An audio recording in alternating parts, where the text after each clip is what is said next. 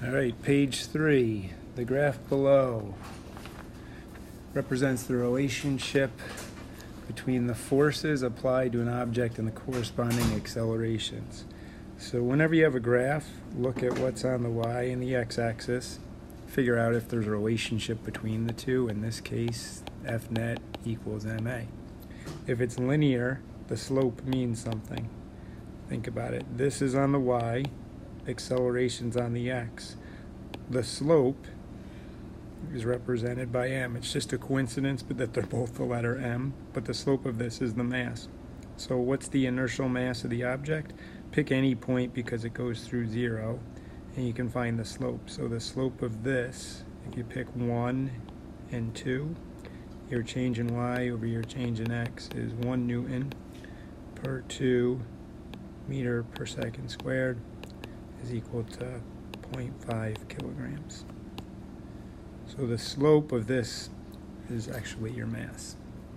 All right, the next question says the diagram shows a 2 kilogram block being moved across a frictionless horizontal surface by a 6 Newton horizontal force.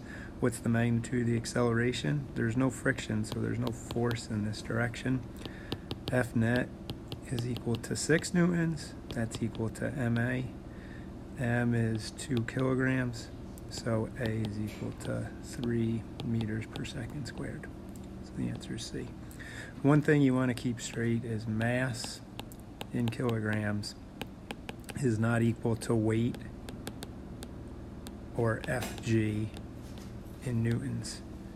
What ties them together is Fg equals mg.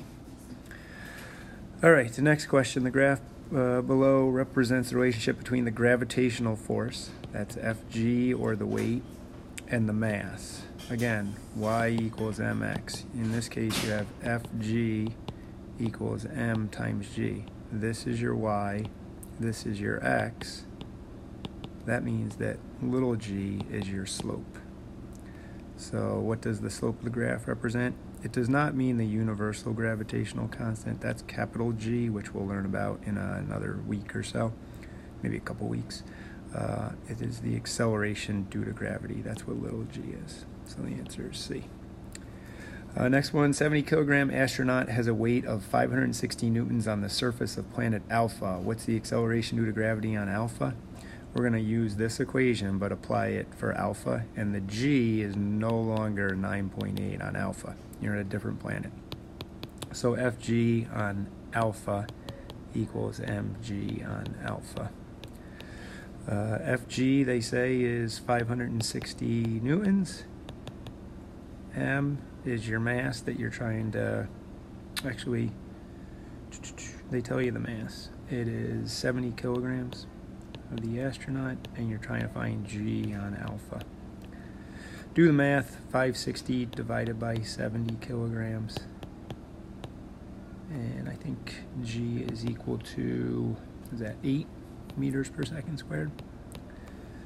So there's that, it's D. An apple weighing 1 Newton on the surface of Earth has a mass of approximately, so Fg equals mg on Earth. 1 Newton is the weight on Earth. The mass is what we want to know. It says approximately, so I'm going to, instead of putting in 9.8, I'm just going to put 10 meters per second squared to get a quick answer.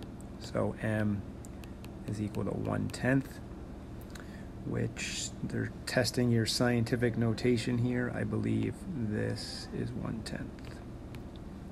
Next one, spring scale reads 20 newtons as it pulls a 5 kilogram mass across a table. What's the magnitude of the force exerted by the mass on the spring scale?